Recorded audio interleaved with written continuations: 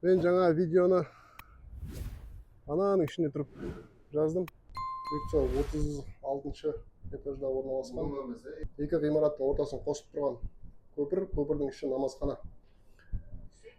Бұйыртса соны түсіріп өратырмын. Ресепшннен сөйлесіп әйтеуір мына картасын алып, бірінші келіп кеткенде кіргізген жоқ, картаң жоқ деп. Есіктің алдында тұрған қыз. Бұйыртса сол ресепшннен келісіп, картасын алып келатырмын. Екі ғимараттың ортасын қосып тұрған көпір, намазхана.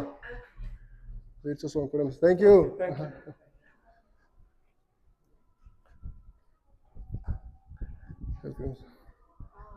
Thank you. Осы қыз рұқсат бермеген.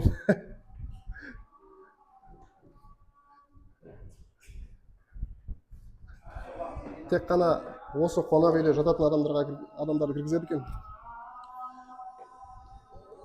Мен басқа қонақ үйдемін, бірақ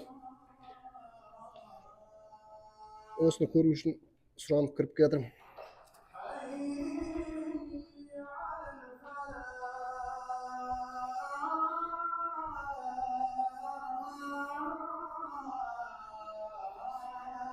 Bir жағы әйелдер жағы, бір жағы ерлер жағы екен.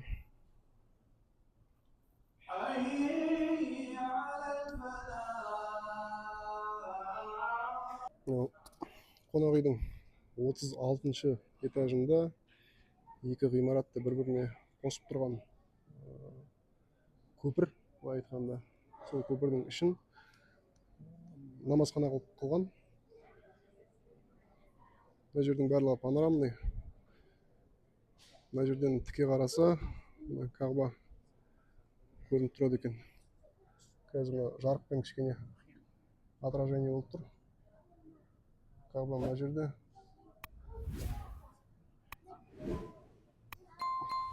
Өте әдемі көрініс болады екен. Ғимаратты сыртынан да түсіріп көрсетем. Бұл жерге көтерілудің өзі, рұқсат алудың өзі кішкене қиындық тудырды. Бірақ енді өте әдемі. Келіп жатсаңыздар, көтеріліп көрсеңіздер керемет. Бұл жерге көтерілудің өзі проблема. Басқа қонақ үйде жататын адамдарды кіргізбейді. Күндіз келетін болсаңыздар, енді тіпті әдемі болатын сияқты. Өйткені қазір іштің жарығымен шағылысып, дұрыс көрінбей тұр, дұрыс түсіре алмай тұр. Бұл артқы жағы. Егер мүмкіндік болып жатса, күндізде келіп түсіруге тырысам. Мен жаңа видеоны ананың ішіне тұрып жаздым, түсірдім сіздер үшін. Көтеріліп 36-шы этаж. Жоғарыдан қарағанда мына жерден Кағба көрініп тұр жаңа. Гостиницаның ішіндегі жарықтармен шағылысып дұрыс көрінген жоқ енді. Күндіз келуге тағы тырысам.